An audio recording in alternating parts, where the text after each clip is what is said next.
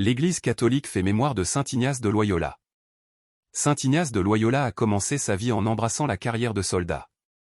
Son passé militaire lui permettra de porter haut les couleurs de la foi catholique en Europe et au-delà des mers.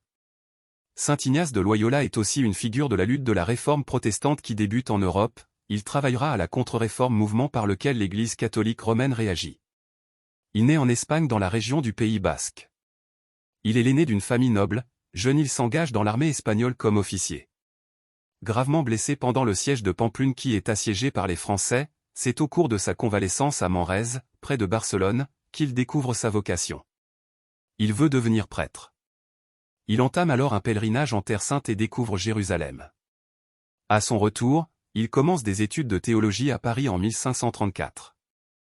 Rapidement se regroupe autour de lui un groupe d'étudiants à la foi ardente, dont saint François Xavier, qui font vœu de consacrer leur vie à la conversion des musulmans.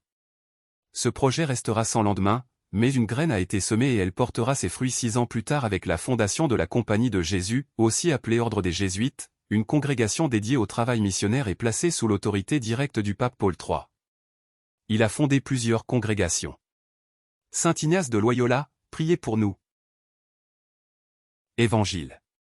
Il va vendre tout ce qu'il possède, et il achète ce champ. Alléluia. Alléluia. Je vous appelle mes amis, dit le Seigneur.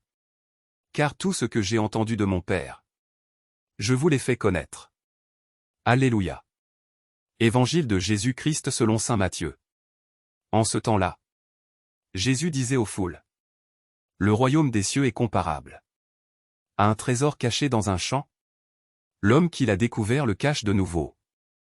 Dans sa joie, il va vendre tout ce qu'il possède. Et il achète ce champ. Ou encore, le royaume des cieux est comparable à un négociant qui recherche des perles fines. Ayant trouvé une perle de grande valeur, il va vendre tout ce qu'il possède. Et il achète la perle. Acclamons la parole de Dieu. Louange à toi Seigneur Jésus.